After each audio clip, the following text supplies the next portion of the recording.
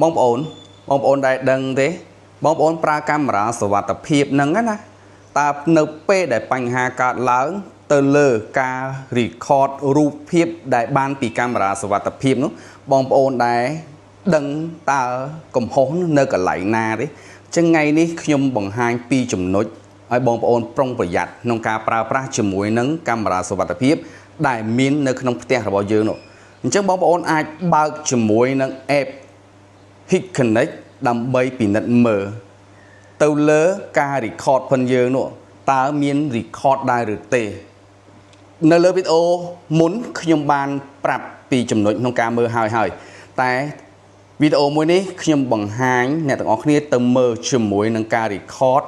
ឬក៏មិន record នៅក្នុងម៉ាស៊ីនវិញម្ដងអញ្ចឹងបងប្អូនចូលទៅក្នុងម៉ាស៊ីនដែលភ្ជាប់មកជាមួយនឹង monitor អាចមើលឃើញនៅទីកន្លែងផ្ទាល់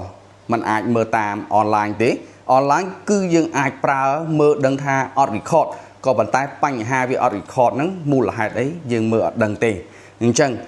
ទី1ទាំងអស់គ្នាអាចចូលទៅមើលជាមួយនឹង hard disk របស់យើងណាត្រូវបានបិទឬក៏វាខូចបាទបិទមានន័យថាបិទ menu កន្លែងមួយដែលផ្អាកក្នុងការ record ឬក៏ hard disk ហ្នឹងមិនដំណើរការអញ្ចឹងវាអត់អាច record រក្សាទុកទិន្នន័យកាមេរ៉ាសុវត្ថិភាពហ្នឹងឲ្យយើងទេហើយចំណុចទី2បាទចំណុចទី2នោះគឺបញ្ហានៅលើការដំណើរការរបស់កាមេរ៉ាសុវត្ថិភាពនឹងធម្មតាទេក៏ប៉ុន្តែយើងទៅរករូបភាពដែល record តាមម៉ោងពេលវេលាដែលយើងចង់បាននឹងវាអត់បានអញ្ចឹងទាំងអស់គ្នាប្រយ័ត្នឲ្យមែនតែនកន្លែងនេះពីព្រោះម៉ាស៊ីនកាមេរ៉ារបស់យើងហ្នឹងណាដែលយើងហៅថា NVR ឬក៏ DVR នោះប្រើរយៈពេលយូរអញ្ចឹងវាតែងតែជួបនៅបញ្ហាមួយហ្នឹង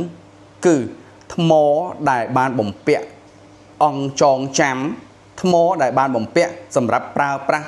ជាមួយនឹងអង្គចងចាំខូចឬក៏វាសោយថ្មអញ្ចឹង